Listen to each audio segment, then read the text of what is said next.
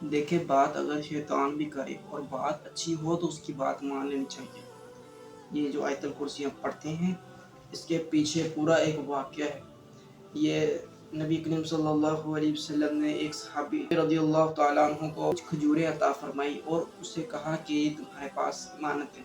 نبی کریم صلی اللہ علیہ وسلم نے وہ کھجوریں اس کے پاس رکھوا دی۔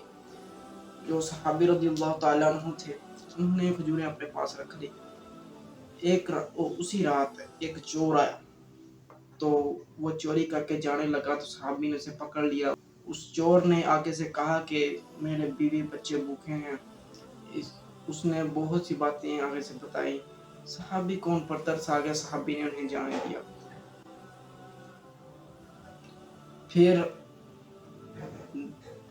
صحابی رضی اللہ تعالیٰ عنہ جب اگلے دن نبی کریم صلی اللہ علیہ وسلم کے بارگاہ میں حاضر ہوئے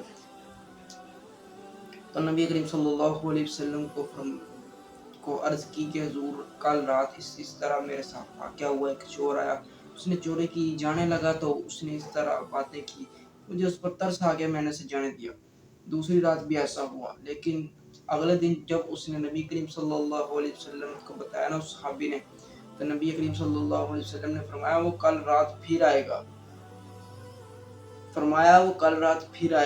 تو جب صحابی رضی اللہ تعالیٰ عنہ اس رات گھر گئے نا تو وہ چور پھر آ گیا، اس چور نے چوری کی، جانے لگا، لیکن صحابی نے کہا آج تیسری رات ہے، آج میں تجھے نہیں جانے دوں گا، جو مرضی کہہ لے، آج میں تجھے حضور صلی اللہ علیہ وسلم کے پاس لے کر ہی جاؤں گا۔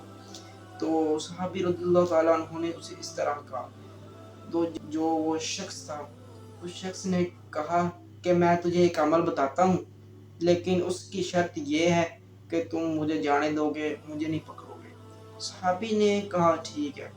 اس نے بات بیان کی، اس نے کہا کہ اگر تم کوئی بھی مال ہے اس پر آیت الکرسی اس نے پڑھی، اس نے بتایا کہ اگر تم یہ پڑھ کر اس پر دم کر دو گے نا تو اس کو شیطان اور چور اس طرح کے جو مطلب مال جس سے مال کو نقصان پہنچتا ہے اس سے اس چیز کی حفاظت رہے گی جس پر تم یہ پڑھو گے۔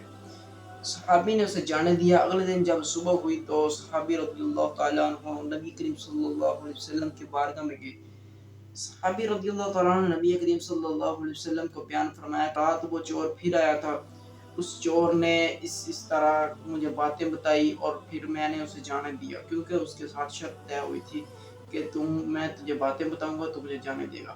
صحابی فرماتے ہیں میں نے اس شخص کو جانے دیا تو نبی کریم صلی اللہ علیہ وسلم نے فرمایا کہ جو وہ شخص تھا نا وہ پتہ کون تھا؟ فرمایا وہ شیطان تھا۔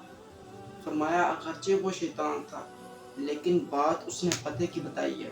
اس واقعے سے ہمیں یہ بات سمجھنے کو ملتی ہے کہ اگر کوئی ہمیں بات بتائے نا وہ بات کام کی ہونا تو اس شخص کی طرف نہ دیکھیں، اس بات پر عمل کریں، کیونکہ ہمارے لیے وہ بات ضروری ہے، وہ شخص ضروری نہیں ہے۔